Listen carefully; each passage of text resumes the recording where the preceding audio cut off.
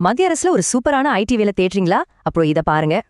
National informatics centre, அதாவது NIC, 2026ஆம் ஆண்டுக்கான scientist B போஸ்டிங்க்கு ஆள் எடுக்கறாங்க. மொத்தமா 243 குரூப் ஏ கேசட்டட் போஸ்ட்ஸ் இருக்கு. இது உண்மையிலேயே ஒரு பெரிய வாய்ப்பு. சரி, இப்ப சம்பளம் பத்தி பேசலாம். இதுதான் இந்த வேலையோட பெரிய ஹைலைட். உங்களோட ஸ்டார்டிங் மாச சம்பளமே 56,100 ரூபாயிலிருந்து ஆரம்பிக்குது.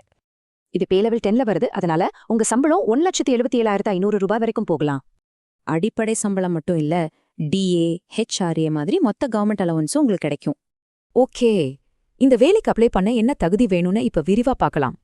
உங்ககிட்ட பிஇ, பிடெக் இல்லனா எம்எஸ்சி, எம்சிஏ மாதிரியான டிகிரி இருக்கணும். உங்க டிகிரி மட்டும் போதாது, இதுக்கு ஒரு போட்டித் தேர்வுலையும் பாஸ் பண்ணணும். கண்டிப்பா உங்ககிட்ட 2024, 2025 இல்லனா 2026ல வாங்கின வேலிட் கேட் ஸ்கோர் இருக்கணும்.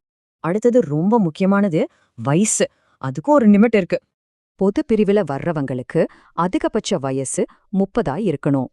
செலக்ஷன் ப்ராசஸ் எப்படி இருக்கும்னு யோசிக்கிறீங்களா? அது ரொம்ப சிம்பிள்.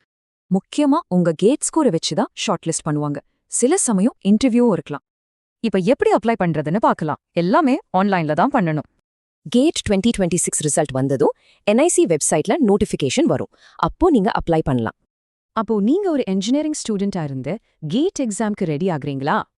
அப்படின்னா உங்க கேட் ஸ்கோரை வச்சு இந்த என்ஐசி வேலையை டார்கெட் பண்ணுங்க. செம்ம சான்ஸ். இது வெறும் வேலை இல்ல, டிஜிட்டல் இந்தியாவோட வளர்ச்சிக்கு நேரடியா பங்களிக்க ஒரு வாய்ப்பு.